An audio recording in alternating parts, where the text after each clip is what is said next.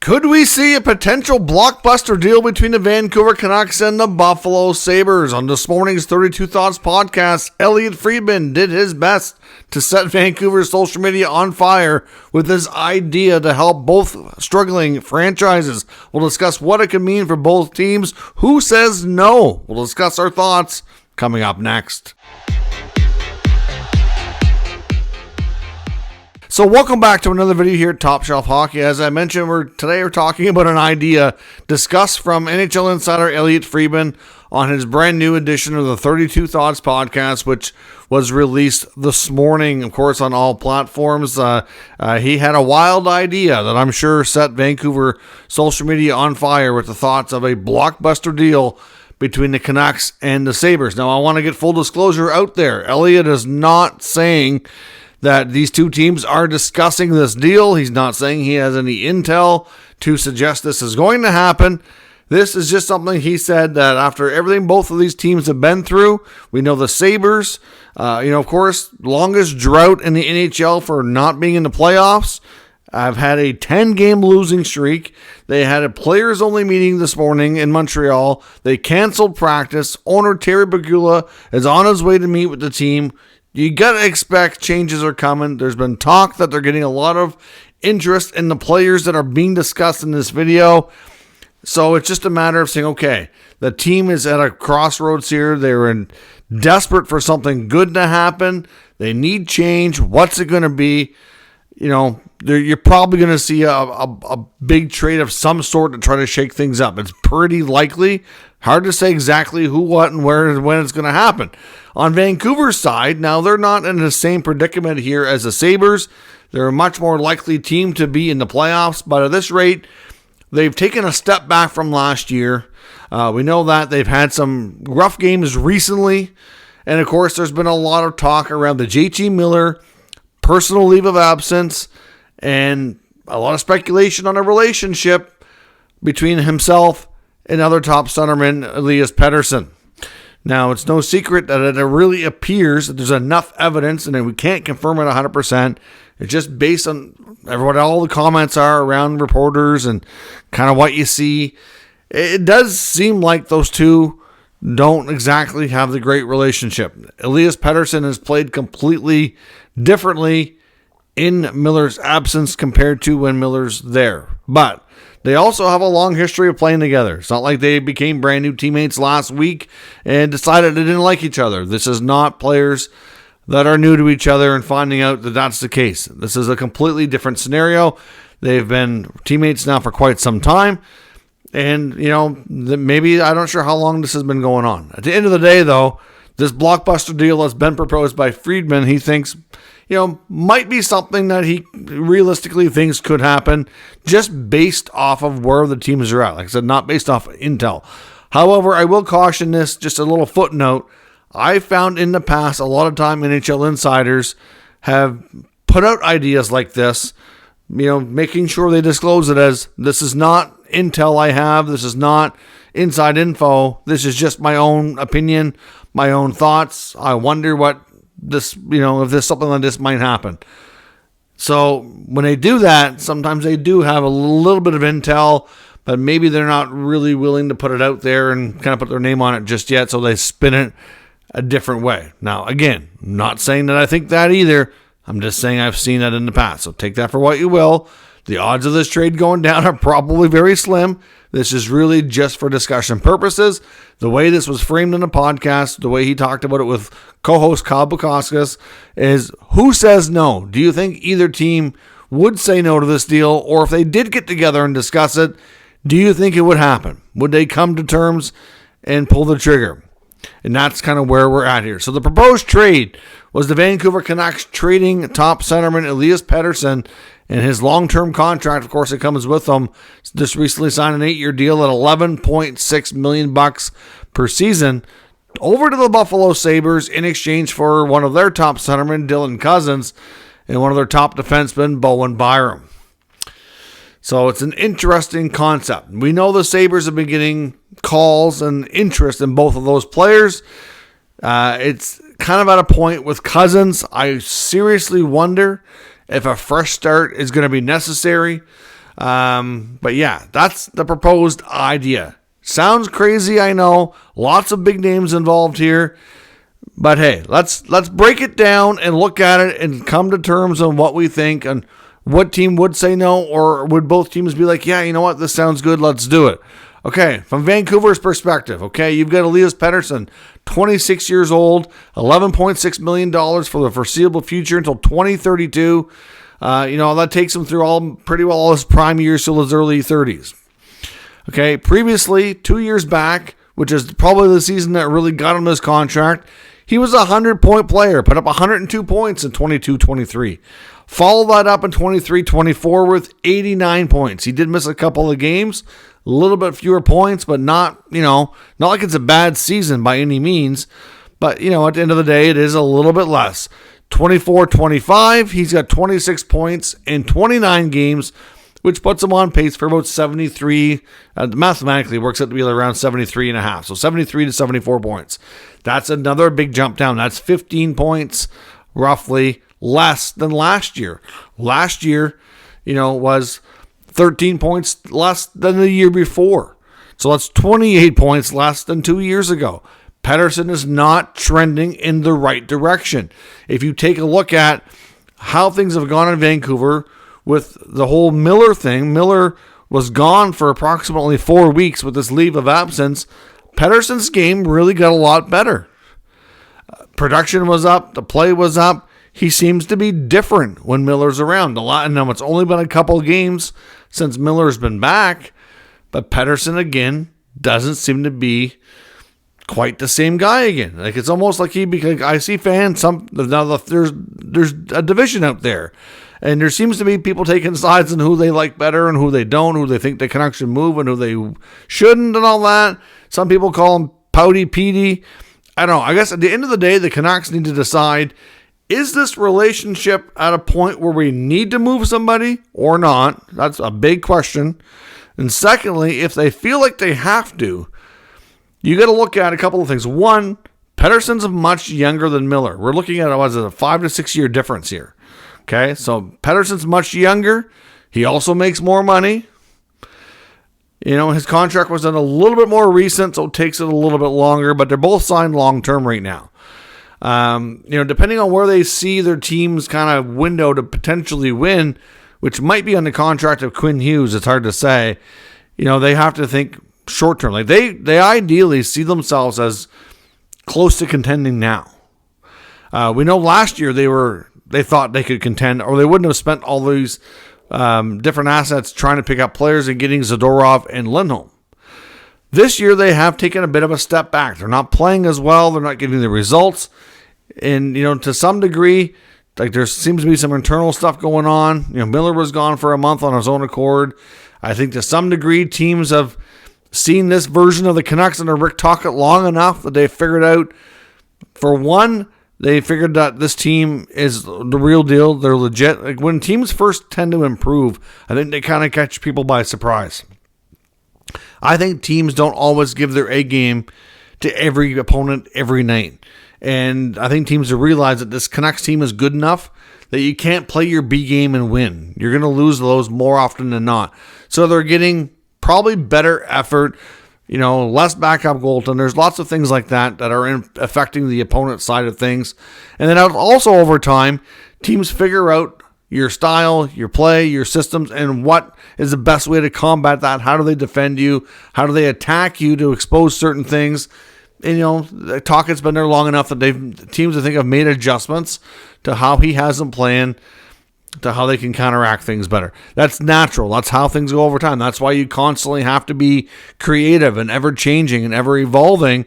And if you get too stagnant and you don't change things up, you're going to become predictable. You become predictable, you're not going to be effective. It's just that simple. So, do they got to ask themselves, okay, not only is the contract, not only is their age, who can you win with? Can you win with Elias Pettersson? Yes, he's a talented player. He's got high-end skill. There's no doubt. Putting up a 100-point season 2 years ago was no fluke. He's been a talented player in the league now for an extended time. The other big thing on Pettersson's contract is he has a full no-move clause that kicks in when next season starts. Next season by calendar is July 1st. So if you were ever going to trade him and didn't want to have to ask him to waive, sometime between now and July is the time to do it, if you think you need to do that. Based on comments from Jim Rutherford, he went out of his way to defend JT Miller on this leave of absence and made sure publicly that he went out and emphatically said, we are not trading JT Miller. We support JT Miller. We stand with JT Miller, all these things. So, not saying he needed to do anything for Pettersson, because he didn't. He was there. He was playing, whatever. But they just don't seem like a team to me that wants to trade JT Miller. Although we've heard lots of times about the Rangers and other teams inquiring, trying to see if they can pry him out of there. Either way, Miller's a good player too. Different style, different personality. They don't seem to click. And can they coexist? Does the team have to make a move? I don't really know how they feel in the inner workings of that team. But it's getting to a point where obviously well-connected people are starting to ask those questions. So it's become an interesting point of discussion.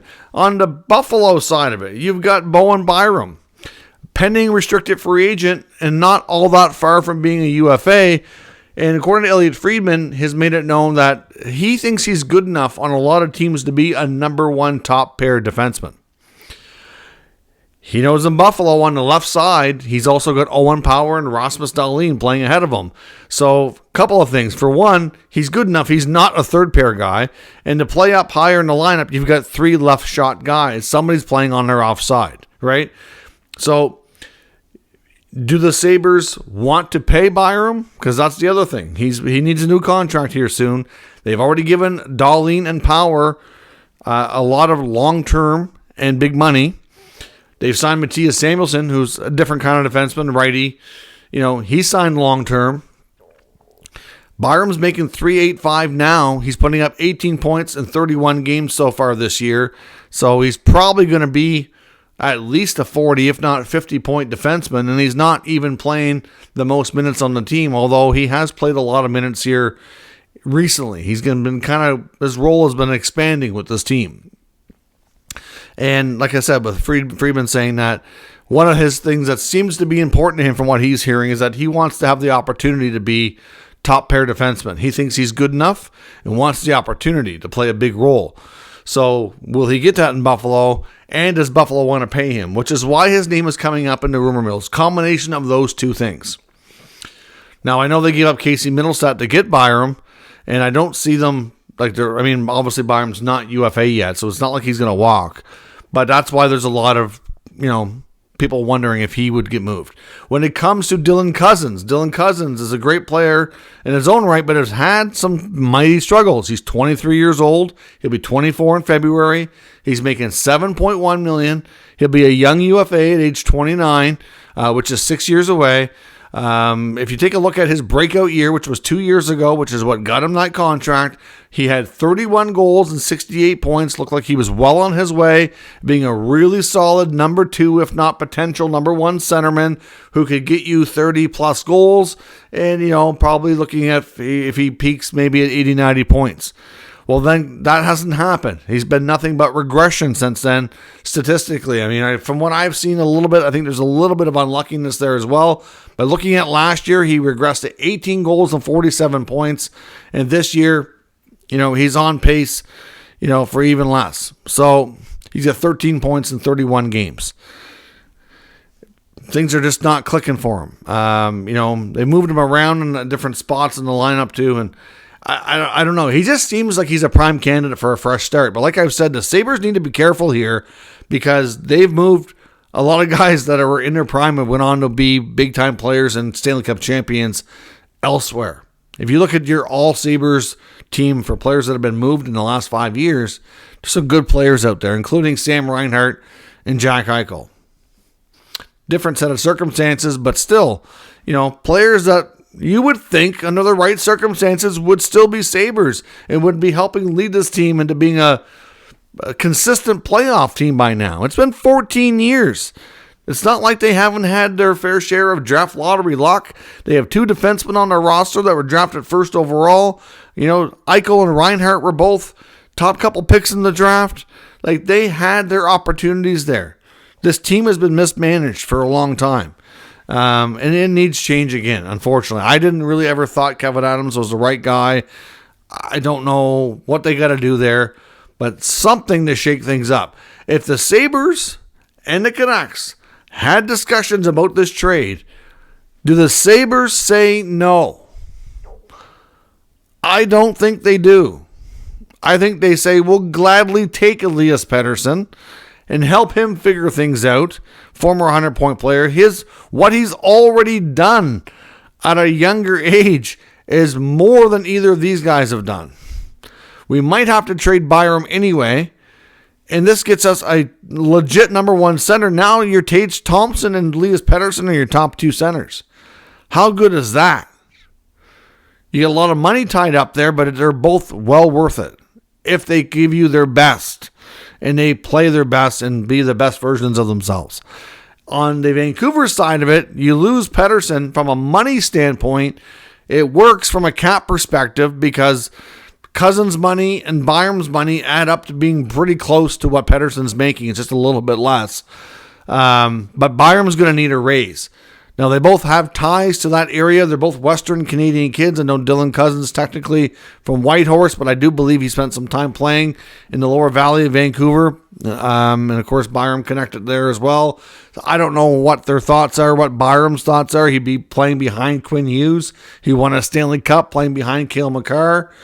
But again, if what Friedman is saying is the most important to him, and I don't know that it is, of being a top pair defenseman, he's probably not going to be that in Vancouver, but he'd be a really, really good second pair defenseman.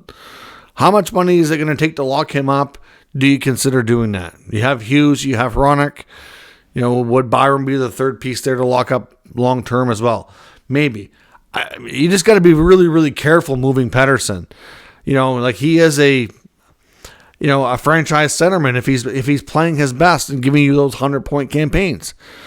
Will Dylan Cousins be that 30-goal, 68, 75-point player consistently like you saw a couple of years ago?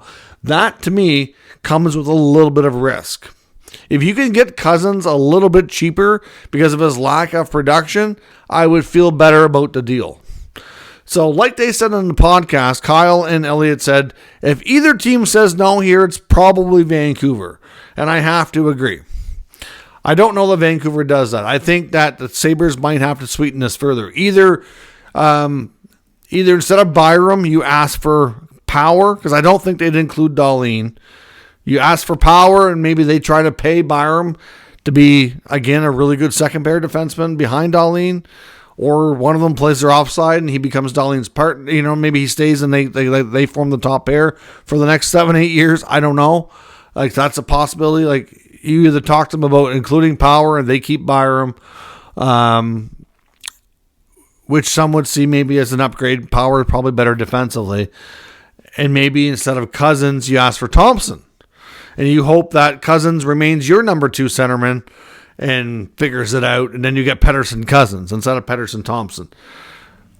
Does Vancouver make that deal? It's probably more likely, but that seems like, now I wonder if Buffalo does the deal, if it's going to take that much. So because of that, this is a very, very difficult trade. The logistics are difficult. Both teams would have a lot of risk reward here to look at. I don't know. As presented by Friedman and his thoughts, I think the Canucks say no. I think they'd want more. I think they like Byram, but they'd have to be sure they could extend him. I think they like Cousins, but be concerned that he bounces back to be what they think he can be. And with Pettersson being so young, if they keep Miller and move Pettersson, it shortens their window because Miller is much older. But if they think of that kind of trade can help them be a Stanley Cup champion within the next couple of years, I know Jim Rutherford and Patrick Allvin are pretty aggressive. I say they probably do it if they think that's the outcome. Although I'm not entirely convinced it would be. And I think as presented, they say no. But let me know what you think. Is Elliott's idea really crazy? Who says no? Vancouver or Buffalo? Or do they say yes? Would both teams pull the trigger? Let me know what you think down in the comments, and we'll discuss further. I'll be back a little bit later recapping the rest of the NHL news and whatever other trade rumors are out there floating around that we can discuss. So let me know your thoughts on this one, and we'll be back for more content later on. Thanks very much for watching, and I will catch you next time.